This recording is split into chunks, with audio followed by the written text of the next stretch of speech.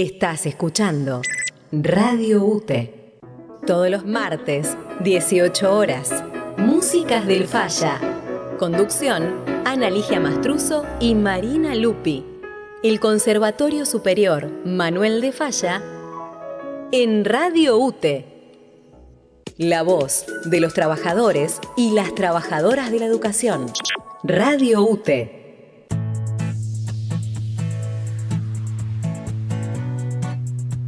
Aquí comienza Otras Poéticas para el Trabajo Docente. El programa del Congreso Pedagógico de UTE Cetera.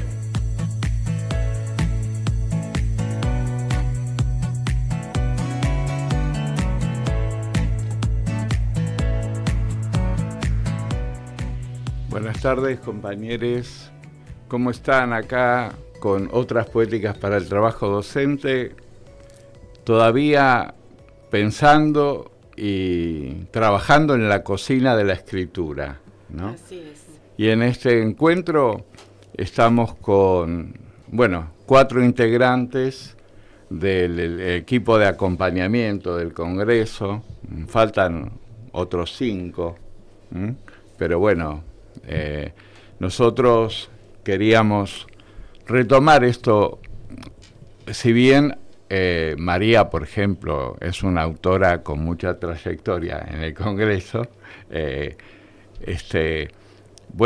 encararlo hoy en esta tarea de acompañar, que muchas veces nos dicen en nuestro trabajo docente, acompañá, pero acompañar es algo muy amplio, ¿no? Claro, un poco descentra. La idea sería, en este primer momento, desentramar los sentidos de lo que entendemos nosotros y queremos que entiendan nuestros autores por acompañamiento. Claro, por eso nosotros, cuando recibimos los borradores, que ahí dice conversaciones en el equipo del Congreso a partir de los borradores recibidos. Uh-huh. O sea, nosotros recibimos borradores. Desde hace años elegimos esa expresión, borradores, como algo muy satisfactorio, de alta valoración, de que quienes quieren ser autores envíen algo que no está terminado,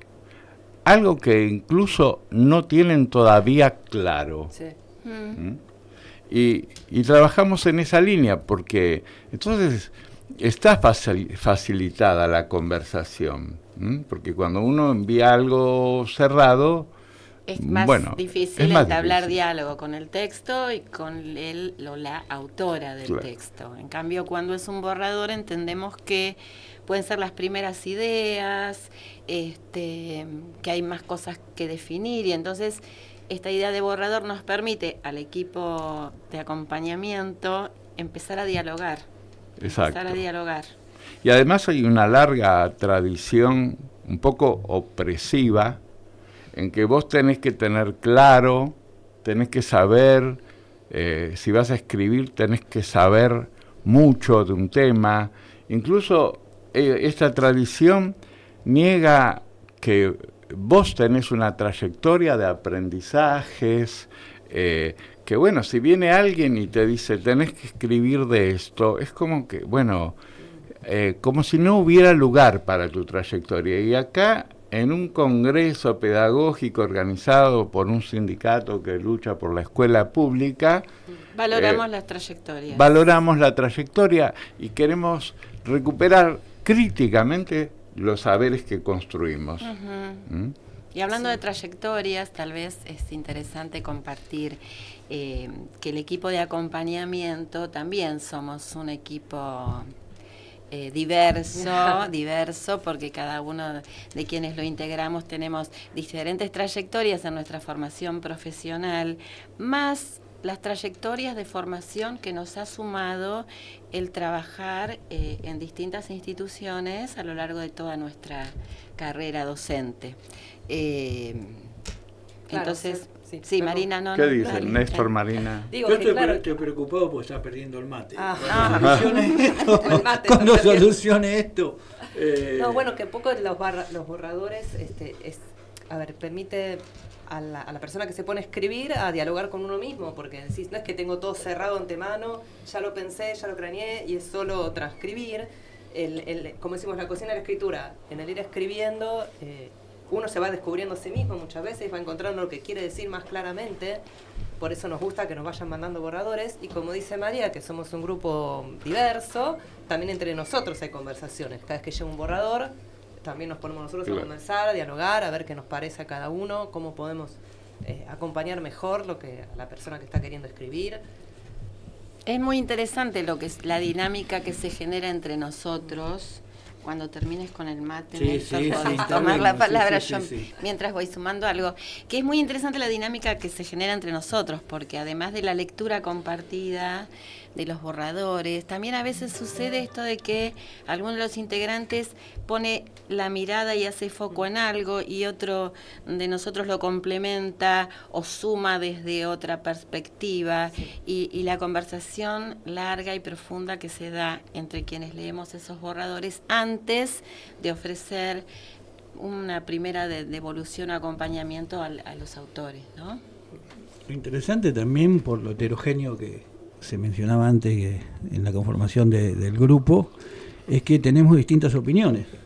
O sea que no hay una opinión unívoca con respecto a los trabajos que se presentan. Y eso es interesante porque genera intercambios entre nosotros que a la vez nos enriquecen, ¿no? Las distintas miradas, las distintas opiniones.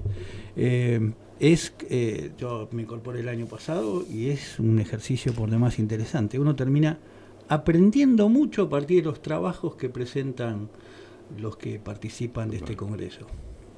Sí, y es porque, digamos, hay lecturas grupales, lecturas individuales, interpretaciones diversas. Luego, nosotros para la devolución escribimos. Exacto. Y ahí tenemos otra dificultad, porque ahí tenemos otro tema. Que pueden no ser una dificultad, que puede ser una riqueza de que escribimos distintas cuestiones que le devolveríamos, y que ahí a veces somos muy sintéticos en una devolución.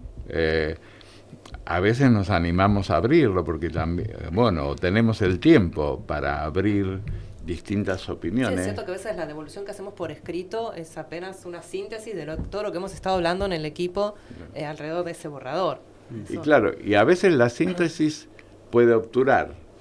A veces puede asustar, también. Claro. Nosotros tenemos una poética de cuidado en tanto los acompañamientos, una vez que nosotros acordamos, que consensuamos, que los redactamos, que los releemos, que no abrume, que no inhiba, que no asuste, porque también tener en cuenta, es importante para nosotros tener en cuenta quiénes son quienes participan por primera vez con un escrito, quienes se encontraron ahí con las ganas de hacerlo, con la hoja en blanco, pero tal vez hay que ser más cuidadoso y tener en cuenta cómo ir llevando, ¿no? el desarrollo de eso. El cuidado, lo de no abrumar y no asustar, no porque seamos unos no maestros ciruelas, sino porque, a veces hay gente que no conoce el Congreso y viene con una idea muy académica, que justamente no es tanto este espacio, entonces es para sacarle miedos previos. Y después siempre y ya me bloqueé. No sé lo que iba a decir. No, ¿sabes lo que me llama la atención de esto? Que la mayoría de los compañeros o las compañeras a las cuales se le hace algún tipo de observación, las agradecen. Sí. O sea, no hay un rechazo. Sí. Y es más, algunos valoran muchísimo el hecho de sentirse acompañados en el proceso de escritura. Claro. Y eso es para destacar. Sí, lo que quería decir es que digamos, la devolución siempre tiende a que las personas que están escribiendo se acerquen a la convocatoria, digamos, a este espíritu de diálogo y de defensa de la escuela pública, por supuesto, de reconocer el espacio desde el cual se está haciendo el Congreso, pero de un diálogo amplio, ¿no? Y que cada cual pueda encontrar lo propio que quiere decir. Que a veces la gente que se acerca con ideas previas está acostumbrada a una escritura muy objetiva, una escritura muy teórica. Citábamos a los grandes nombres, bueno. Sí, más que teórica, de generalidades también, ¿no? También. Y a Ahí la veces, individualidad queda como aventurada también. Claro. Entonces, y en ocasiones hay tal vez en los primeros borradores o en algún párrafo que mandan a modo de abstract o de presentación, descubrir cuál es la esencia, ¿no? Que en medio de unas cuantas oraciones o párrafos o expresiones, a veces surgen un montón de cosas en el escrito y decir, no, pero nos parece que la potencia de lo que querés comunicar viene por este lado, habría que darle más desarrollo, ¿verdad? En la medida que uno se va consolidando como autor y se va aceptando como autor, ya deja de recurrir a esta cita de otros autores, ¿no? Claro. Es la falta de confianza en uno mismo. Entonces, dice Deleuze, dice Derrida, que ya son autoridades, queda mucho mejor que meter una opinión propia que en una de esas... O citar a un compañero docente, que es lo que también comentamos. O entrar en conversación, más que cita, entrar en conversación con autores. Con autores, exactamente. Claro, que un poco la idea de las citas, ahora que vos lo traes, Daniel, ampliar un poquito esto de cuando citamos, cuando los textos tienen citas, lo que nos interesa es que ese autor que trae a otro autor pueda entrar en diálogo con esa cita. Total. Porque está de acuerdo, porque no está, porque le dispara una pregunta, genera un debate. A ver, ¿cómo tomamos la cita? Solo por decir... Vamos a un párrafo que nos envió un autor del Congreso. Conversaciones en el equipo del Congreso a partir de los borradores recibidos. La investigación en red y la escritura colectiva en el Congreso Pedagógico de la UTE siembra la posibilidad de producir democráticamente conocimientos, forjados a partir de una dinámica única de intercambios y conversaciones entre saberes puestos en juego por docentes que habitamos las instituciones educativas, por el posicionamiento sindical y por el saber académico. En suma, una producción democrática del conocimiento que involucra diversos saberes y actores educativos en conversaciones más horizontales con la potencialidad de resistir y proponer alternativas pedagógicas ante la ola creciente de políticas públicas educativas que nos subalterniza e invisibiliza. Bueno, frase es de Federico Urrizelki, que nos mandó un documento borrador y de él tomamos varias frases, que esto tiene ideas muy potentes, ¿no? Para que intercambiemos, y tenemos poco tiempo, pero podríamos decir, no sé, yo que voy a elegir alguno que me parecía eso. Dale. Subalterno, ¿no? Aparece subalterniza. Subalterniza, sí. ¿no? A ver dónde estaba. Al final, la ola creciente de políticas públicas educativas que nos subalterniza e invisibiliza. Claro.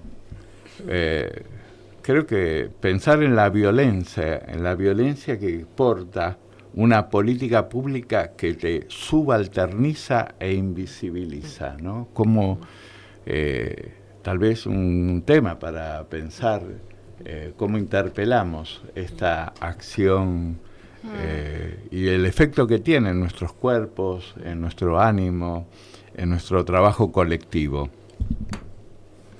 ¿Qué dice? ¿Quieren decir algo más? O sea? Dale. Sí, en este mismo párrafo, ¿no? Él habla de mantener conversaciones más horizontales entre los actores educativos. Y eso es ejercer la democracia, ¿verdad? Y habla también de la potencialidad de resistir y proponer alternativas pedagógicas. Total. En función de lo que dice Federico, creo que el Congreso posibilita entrar en la discusión discursiva, ¿no? En esta disputa discursiva, porque en definitiva es eso, esta invisibilización de la cual habla él adquiere visibilidad, al menos en cuanto a la palabra, a partir de poder escribir y poder manifestarse. Y eso es importantísimo para todos los compañeros, para todos en general, ¿no? Para todos. Y para todos los que se sienten subalternos, ¿no? Me parece que es una respuesta es construir autorías. Exactamente. Claro. En todos los sentidos, en la escritura, en la acción pedagógica, en la decisión colectiva. Sí. Bueno, no hago otra cosa que pensar en ti. ¿En serio? Resiste y sueña. Radio UTE. Todos los miércoles, 19 horas, charlas maestras. Una pausa reflexiva en medio de la vorágine semanal. La escuela pública enseña, resiste y sueña. Radio UTE.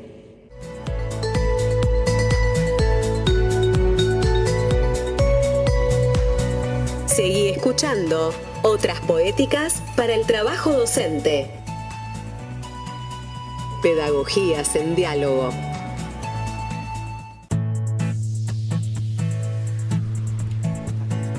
Bueno, otra a mí cosa. me parece muy interesante la letra de este tema, ¿no?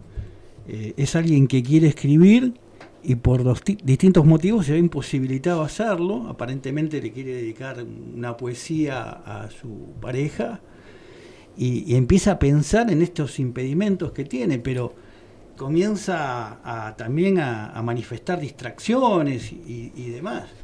Y en algún momento le echa la culpa a las musas. Las musas se olvidaron de mí. Pero en definitiva lo importante es el proceso de producción.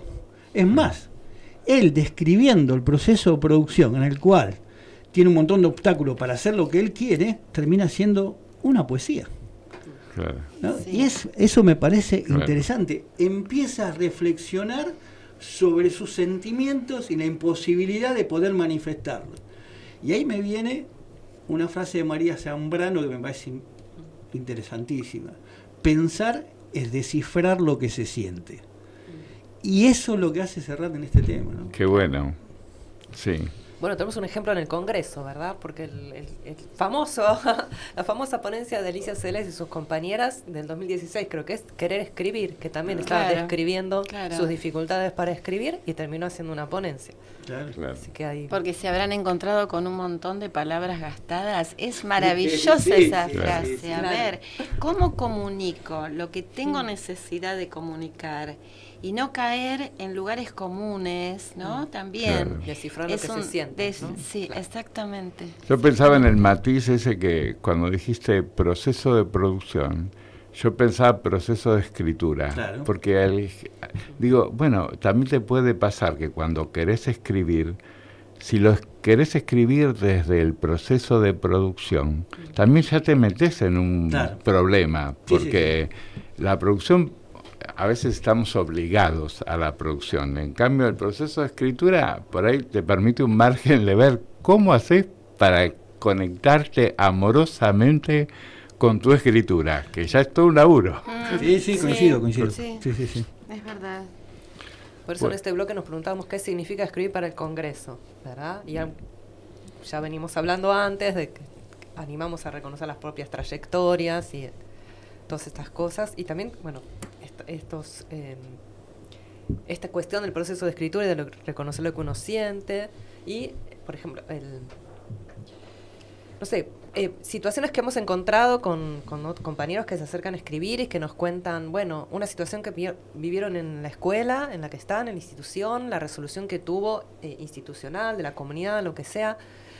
Casos en que después eso por ahí lo han escrito en otra instancia, para otro propósito, claro. De cierta manera, con las pautas de escritura por ahí que tiene esa otra instancia, pero sigue habiendo algo interesante que quieren poner en diálogo con los participantes del Congreso, que quieren que vuelva a dialogar, que quieren que volver a poner sobre la mesa y por ahí tratarlo de otra manera más no sé, más en sintonía con lo que proponemos acá, ¿verdad? Claro. Esos son... Y en la escuela hay muchas formas de escribir, ¿no? Bueno, también dependen del nivel, de la modalidad de esa institución, pero bueno, hay tradiciones de escritura, desde la planificación, labrar un acta, hacer una cartelera, que son todos procesos de escritura, porque bueno, el cuaderno de comunicaciones es un proceso de escritura riquísimo. Si dijéramos, bueno, vamos a debatir sobre qué es un cuaderno de comunicaciones. Totalmente. Y bueno, ¿y qué registro tenemos de esos escritos? ¿Entran en conversación con la comunidad los escritos que producimos? Luego, si esto quiero hacer un trabajo académico, bueno, ¿qué retraducciones hacemos al releer esa escritura? Y si lo queremos presentar en un congreso pedagógico de un sindicato, que, bueno, por ahí recuperando lo que dijo Federico, ¿no?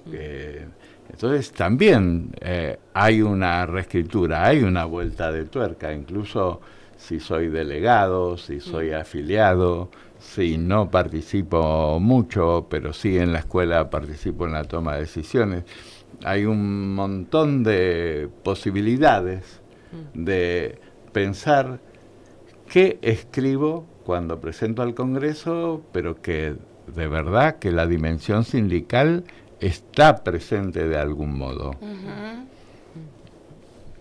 Bueno, es como decíamos en otros congresos, ¿no? Que la construcción de autorías y también el énfasis que damos a las lecturas y relecturas. Como decir, digamos, releemos eso que escribimos para otras instancias, en la escuela, el cuadro de comunicaciones, lo que sea. Releemos la dinámica escolar, ¿verdad? Las relaciones entre las personas. Nos releemos a nosotros mismos. Y con todo eso vamos investigando en el momento de escribir lo que es la escritura. A ver, la idea, ¿para qué queremos contar eso? ¿Para qué queremos escribir eso y presentarlo en este espacio, no? Bien. Siempre, ¿quiénes nos van a leer? Nos van a leer nuestros compañeros docentes. Entonces, claro. ¿Qué es lo que queremos? ¿Qué debate queremos proponer con eso que estamos trayendo para que lean los demás? ¿No? Fundamentalmente, sí. Porque eso puede estar desde el inicio, puede ser fuerte en las conclusiones. ¿Cuál es el debate? Porque no es que deseo imponer, ¿no es cierto? La pregunta es como encontrar el propósito de esa escritura. ¿Para qué estoy escribiendo? ¿A quiénes son los destinatarios, ¿no? Y en qué medida el texto que se va elaborando también provoca en las lecturas de los otros docentes debates, preguntas, ¿no? El valor de la pregunta, me acordaba de esto cuando hablamos un poco de las formas de escribir una ponencia y de cómo a veces experiencias colectivas o situaciones conflictivas se resuelven de alguna manera y desde ahí queremos escribir. Y no escribimos desde el lugar del saber absoluto, sino que nos damos permiso para poner en la hoja las preguntas que nos hicimos y que nos invitamos a otros a ensayar posibles respuestas para eso, ¿no? En una búsqueda que no se termina en el escrito. Y a veces, no sé, a veces no es la pregunta, digo, a veces es que cuando me releo, estoy tratando de conectar con la resonancia de mi escritura.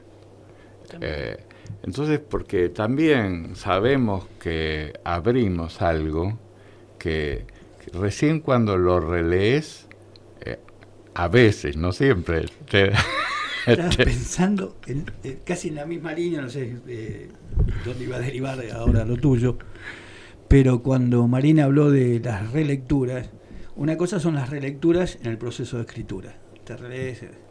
Una vez que vos escribiste, las relecturas pueden ser dolorosas. Total.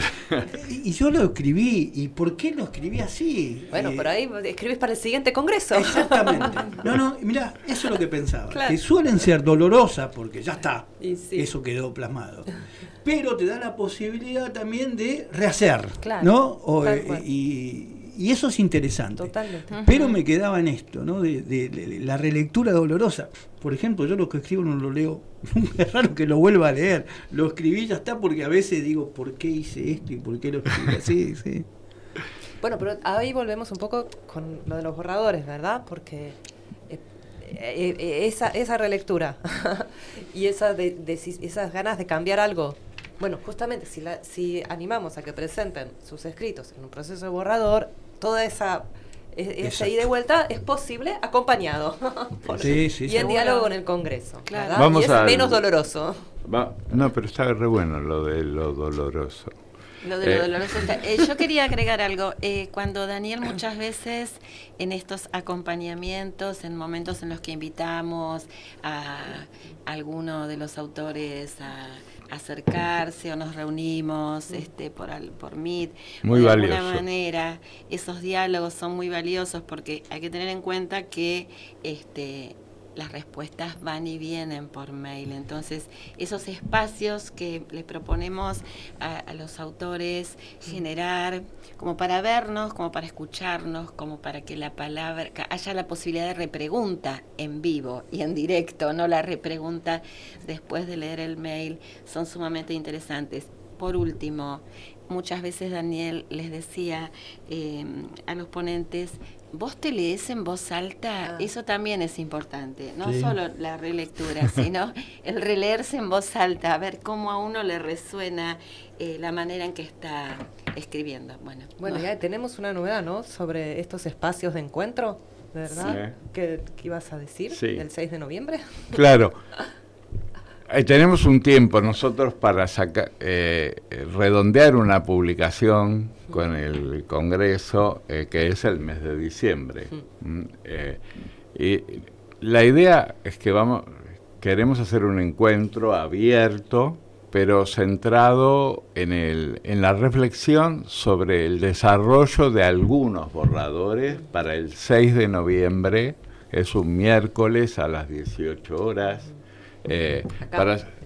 Acá en UTE, en Bartolomé Mitre 1984, en la planta baja, con la presencia de Daniel Suárez y Graciela Batallán, por los investigadores de Filosofía y Letras, porque también ahora viene un tiempo que con algunos autores que contratamos, digamos que acordamos, que sus borradores también los compartiremos con algunos investigadores y para ver qué pasa en esta conversación, porque el fondo de la cuestión es que la construcción de autorías queremos abrirla también a conversaciones, esto que hablábamos de la democratización del conocimiento, para nosotros es avanzar en las conversaciones entre quienes investigan en educación y quienes hacemos trabajo docente en las aulas.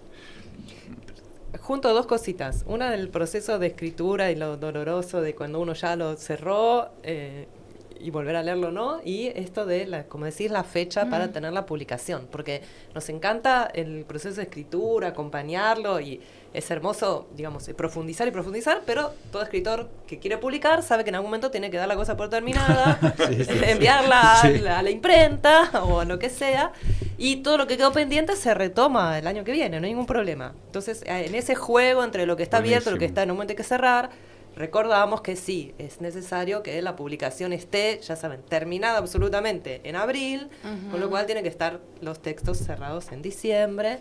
Pero bueno, podríamos cantar ahora Entrega el borrador, pero vamos con la frase de Federico Wieselki.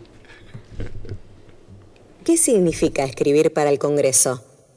La participación en el Congreso Pedagógico de la UTE se convierte en un espacio de resistencia al resignificar la identidad docente, de modo tal que los educadores podamos reposicionarnos como sujetos sociales, protagonistas en la construcción política pedagógica, que demanda hoy la educación pública, popular y democrática.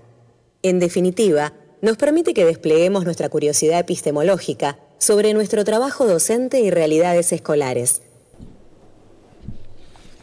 Bien la frase. Sintetiza, es para leerla varias veces. Varias veces, sí. También ese cierre, me encanta el cierre ese de la curiosidad. La curiosidad epistemológica. Sí. ¿Cómo es la...? En definitiva, nos permite que despleguemos nuestra curiosidad epistemológica sobre nuestro trabajo docente y realidades escolares. Ahí está eso, es la potencia de preguntarnos, ¿no? Es la potencia de preguntarnos. Sí. Sí. Bueno, no sé, ¿quieren comentar algo más de...? Esto de que la docencia es una praxis, o sea, claro. El trabajo no es reflexivo, puede haber mucho de intuición, pero en definitiva uno siempre se termina preguntando qué hizo, por qué lo hizo, si lo hizo bien, lo hizo mal, ¿no? Claro. Creo que aparte, en el trabajo docente la evaluación del trabajo es fundamental. Total.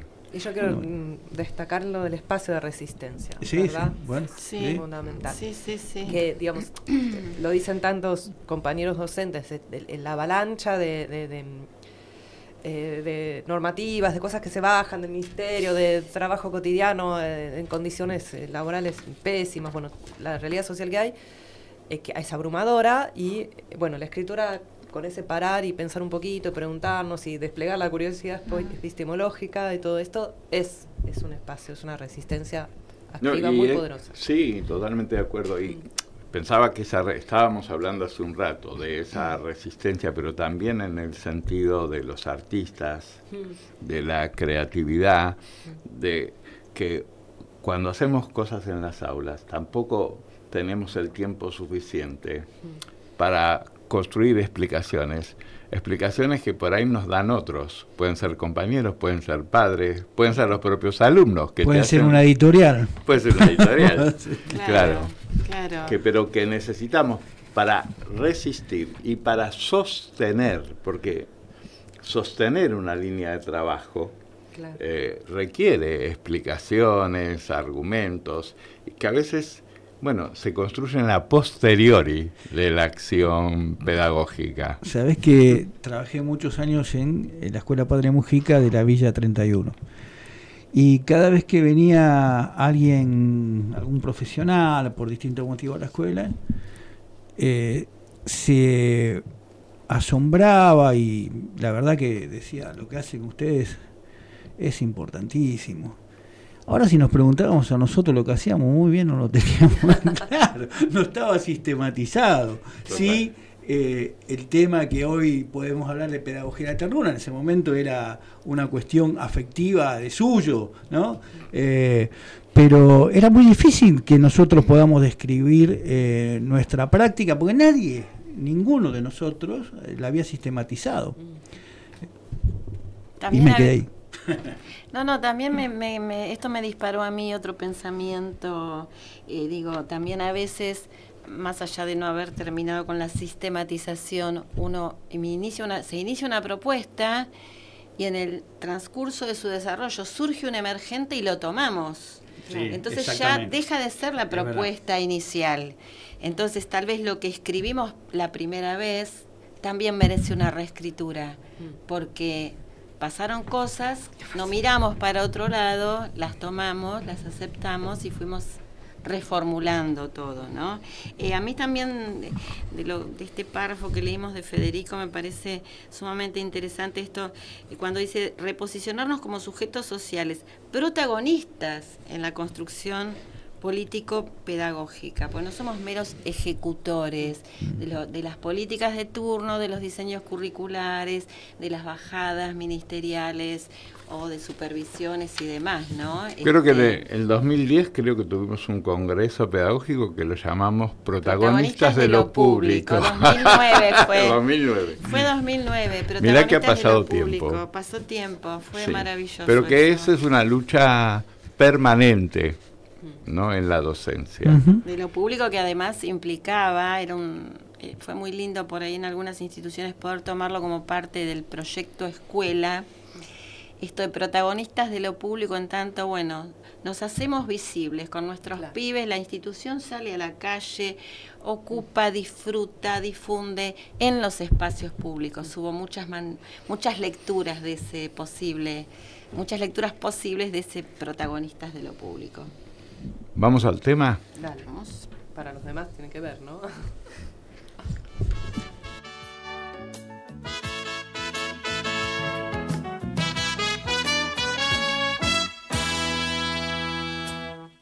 Cultivo la rosa blanca y la buena voluntad para el que me da la mano y el otro que no me la da. A la lechuza enjaulada, déjala que piense mal, y al pájaro de la benevolencia, échalo a volar. Al loco le doy razón, y al bárbaro le doy paz. Mi canto y mi corazón son para los demás.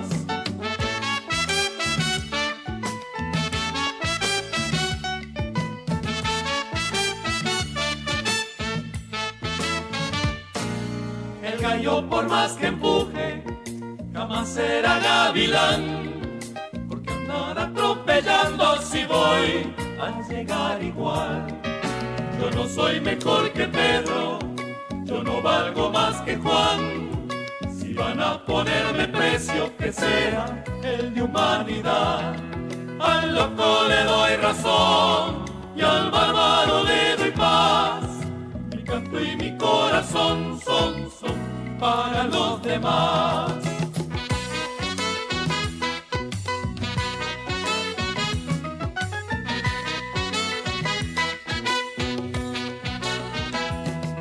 Si al tiempo le pido tiempo, no me lo niega jamás.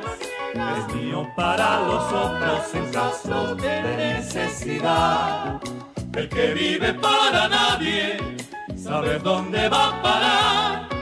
A torres de arena y humo y a su propio funeral. Al loco le doy razón y al bárbaro le doy paz. Mi canto y mi corazón son para los demás.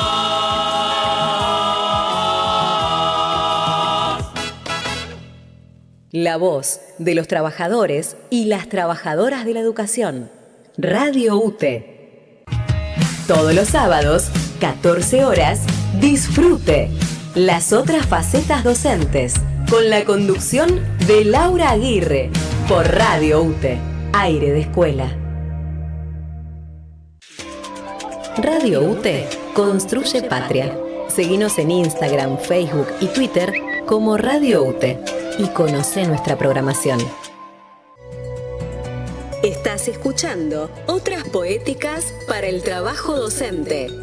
Diálogos con los autores y las autoras del Congreso Pedagógico de UTE.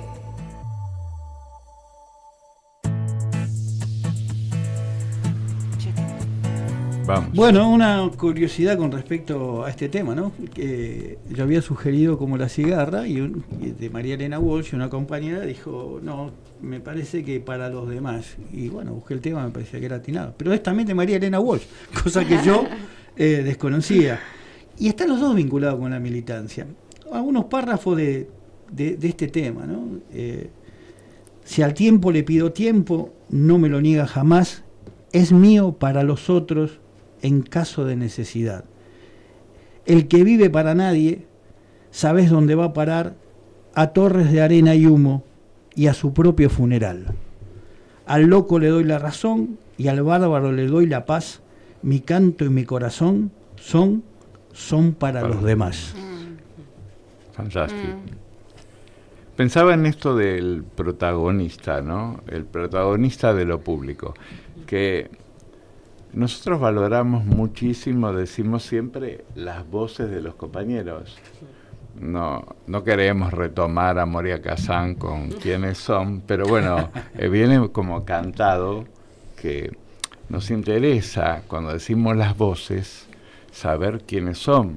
Por ejemplo, bueno, hace poco hicimos un Zoom con un compañero sí. que es profesor de educación física. Y entonces de repente estábamos mirando su trabajo y nos preguntábamos si en su texto era visible que era un profesor de educación física. Claro.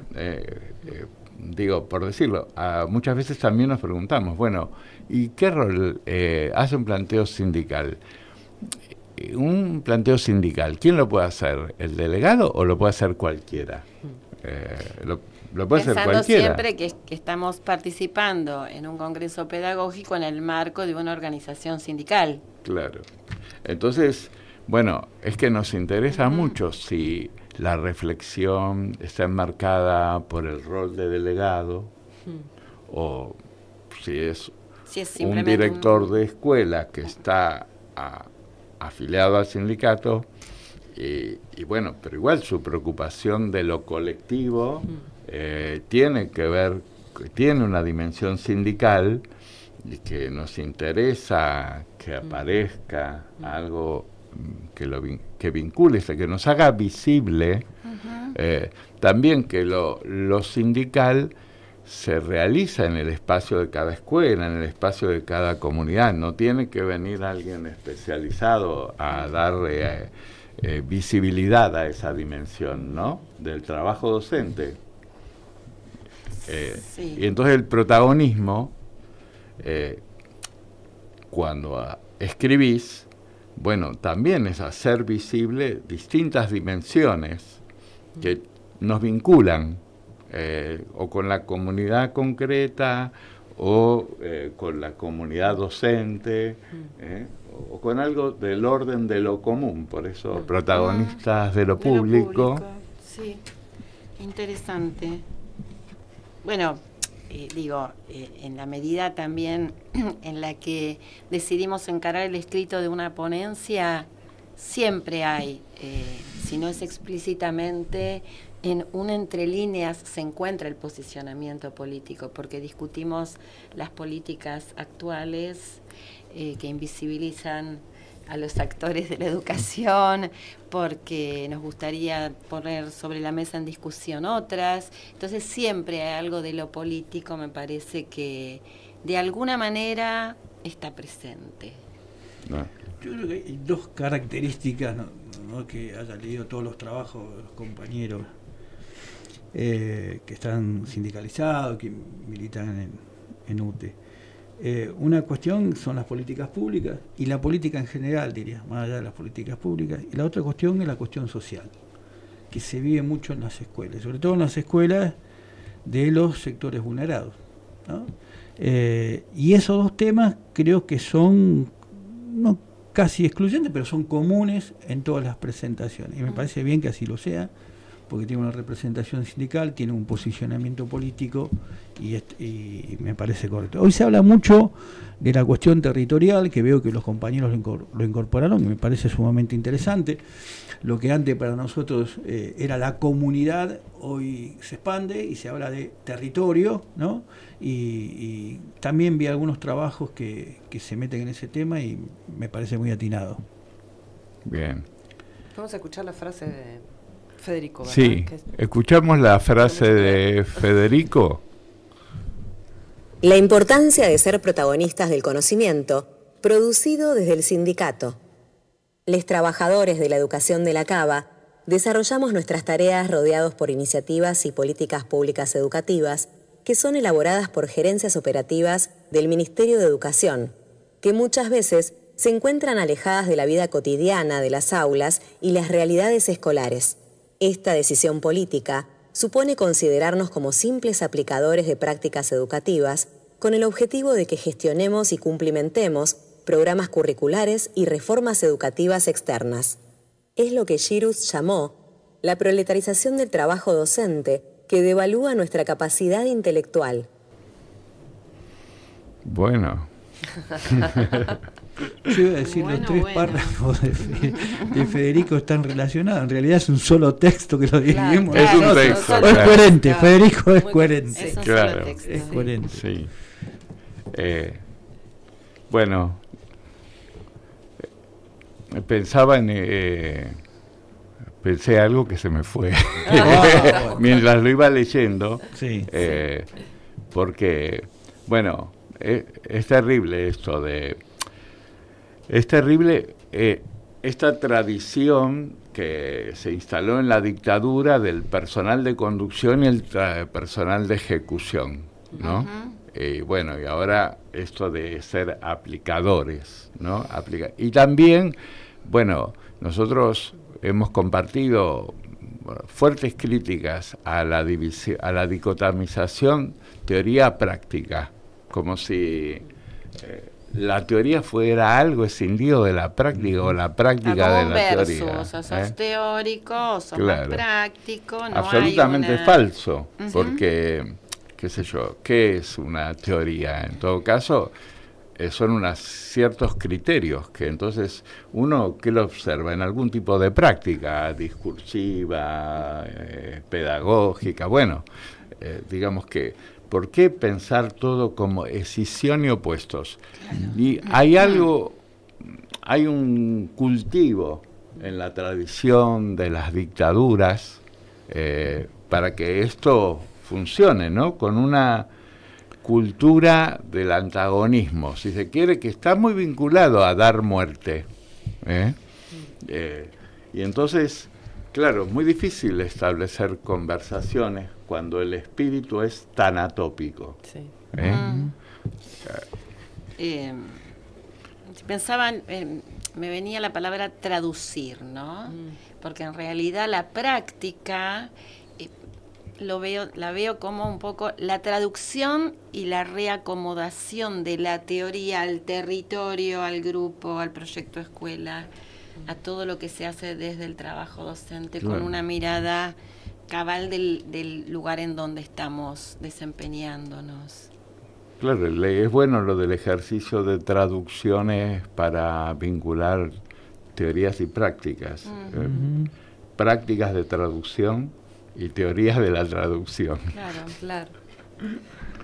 Y también al revés, ¿verdad? Está desde la práctica, como decía antes Néstor, por ahí, toda esa práctica que tenían en la escuela de la villa, no la tenían sistematizada, claro, pero la estaban implementando, la estaban viviendo. Es más, ahí vendría para el otro lado, digamos, a partir de la práctica, sistematizar o reflexionar o escribir y generar una teoría, no sé, extrapolable a otros lugares, ¿verdad? Y porque además me parece que en ese momento de la traducción es el momento en que empieza la construcción del sentido, no desde, como dice acá Federico, no desde las teorías que se generan en las gerencias operativas, sino la construcción de sentido in situ. Es que la práctica es un ejercicio de la trayectoria, de la propia trayectoria. Entonces, claro, que es casi un imperativo corporal, ¿no? Porque uno va como sosteniendo unos modos que evidentemente también tiene que ser crítico y revisar,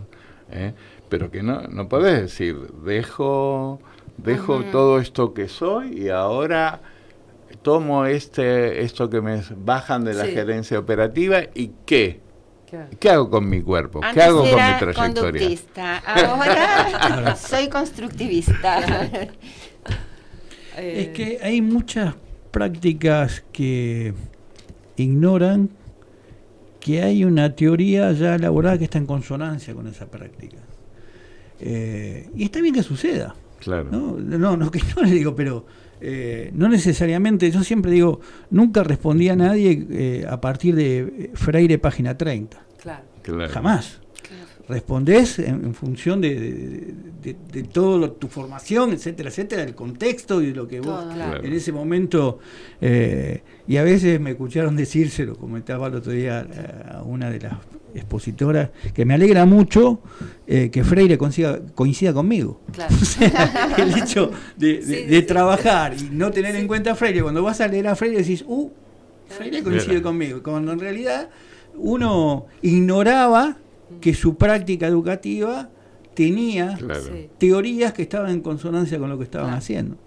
Claro, y también por ahí a veces somos muy lineales pensando que las teorías caen, el conductismo cayó, el constructivismo cayó, y por ahí pensar más en las coexistencias, ¿no?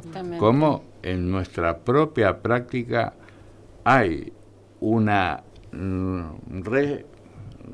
resintetizar cosas que por ahí no podés dejar que caigan, porque necesitas algún esquema viejo y algún esquema nuevo. Totalmente de acuerdo. Bueno, como...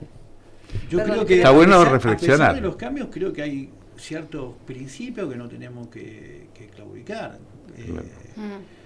Bueno, se está por presentar un trabajo del equipo político-pedagógico que está más o menos en consonancia con esto. Y dejo acá para dar paso. Vamos al tema. Abrace en la noche Era un abrazo de despedida, te ibas de mi vida, te atrapó la noche. La oscuridad traga y no convida, quede a la deriva, tal vez fue un derroche. Los sentimientos más bendecidos flotan como oídos, te ves en la noche con aquel beso desconocido que se fue contigo, te abracé en la noche. Era un abrazo de despedida, te ibas de mi vida, te atrapó la noche. La oscuridad traga y no convida, quede a la deriva, tal vez fue un derroche. Los sentimientos más bendecidos flotan como idos, te ves en la noche con un sabor desaparecido que se fue contigo.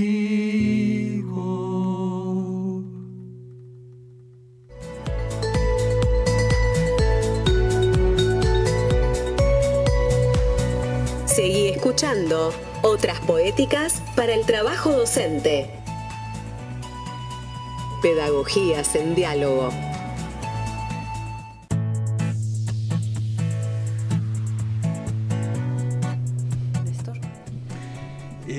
Bueno, algo sobre este tema, la importancia de las palabras, ¿no?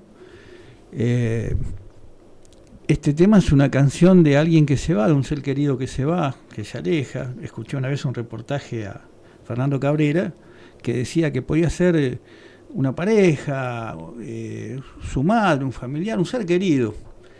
Pero, aquí que él utiliza en la última estrofa la palabra desaparecido.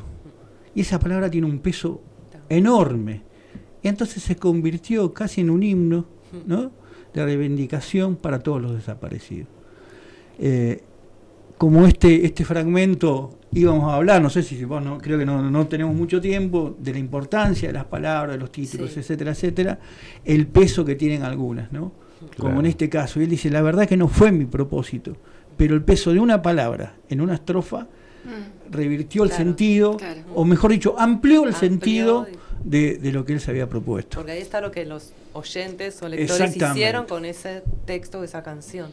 Se lo apropiaron y le dieron otro vuelo. Exactamente. Bueno, quedan 5 minutos, así que quería primero agradecer a los que están colaborando con nosotros, Javier e Ismael, muchas gracias por todo el trabajo técnico, y decirles, por favor, a los que están escuchando que se suscriban al canal de YouTube de Radio UTE, es así, así, bueno, ven los siguientes programas y llegan las notificaciones y todas esas cosas que agradecemos tanto. No sé si transmitimos... me interesó eso del dolor, del duelo, y también de las palabras, incluso vinculadas a... Por eso, vinculadas a qué cada palabra. Y está re bueno que cuando escribimos y nos releemos, repensemos las palabras que queremos usar, porque lo que importa es que juguemos con las palabras, que transforma el duelo también, que cuando uno lee y juega con las palabras, incluso jugar con el título, jugar con el subtítulo.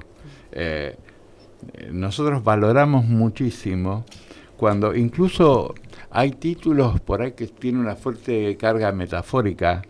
Hay títulos que son muy pegados a la planificación, a la rutina del trabajo docente, y sin embargo uno puede invitar a jugar con diferentes tipos de títulos, subtítulos. A veces hay epígrafes. Sí. A veces a mí creo que el epígrafe muchas veces ejerce, si no pasa desde el título, como un poder de seducción. Hay cierta anticipación, pero también hay cierta intriga, ¿no? A veces el epígrafe puede ser una cita de alguna cuestión que parecería que nada tiene que ver con la educación, como, no sé, no sé ahora, no importa, ya me voy a acordar. Ya me voy a acordar. Claro. Pero el título en general y los subtítulos y lo que va acompañando, organizando el texto también dan más ganas de continuar leyendo. Hay que jugar con las herramientas que cada uno tiene. Exacto. Porque bueno, eso, a veces uno se complica por ahí buscando una herramienta cuando no la tiene. Y nosotros sí que creemos en que animate a jugar con las herramientas que tenés.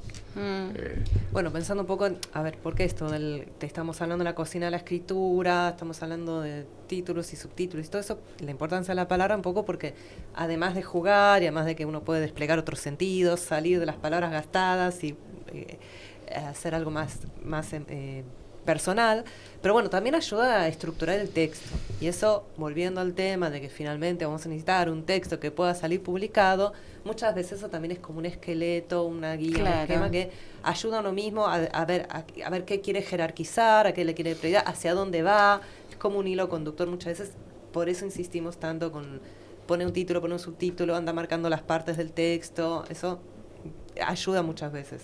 Y no te pierdas de mandarnos el borrador para entrar en conversación y el día 6 de noviembre poder sentirse parte de esta conversación, de construir autorías, ¿no? Me quedó una asociación entre lo que dijiste al final de que de Freire coincide conmigo, ¿no? Hay teorías que ya existen que coinciden con la práctica y lo que pasó con la canción, como cobró otro vuelo a partir de que sus oyentes lo resignificaron y que bueno, que también queremos que, digamos, que a veces las prácticas que está haciendo alguien aisladamente, bueno, en su vida cotidiana, en un aula, en una escuela, al leer a sus compañeros y todo el conocimiento que queremos que se produzca acá, se da cuenta que hay algún otro que está haciendo algo que resuena y está haciendo, ya resolvió eso de alguna manera, tuvo algún conflicto parecido que lo vivió de esta manera o del otro. Entonces la importancia de la comunidad, las conversaciones, y por eso, las lecturas. Dale, decilo lo de en nuestra devolución que ponemos.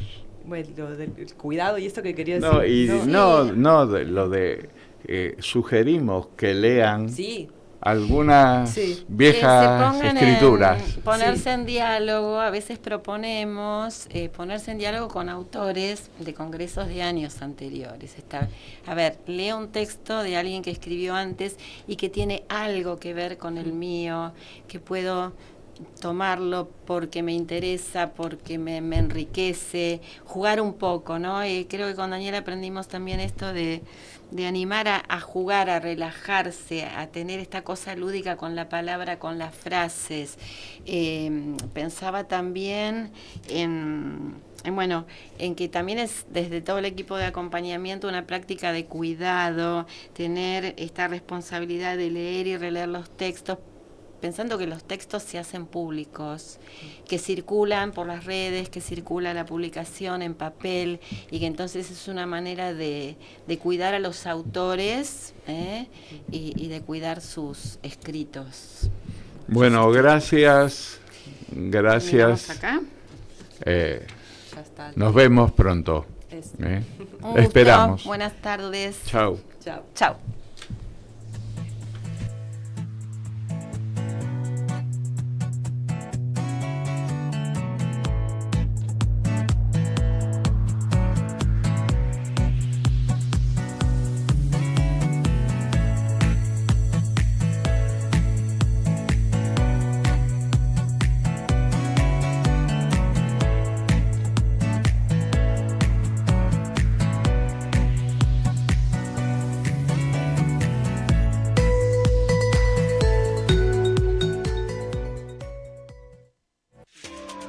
Radio UTE construye patria.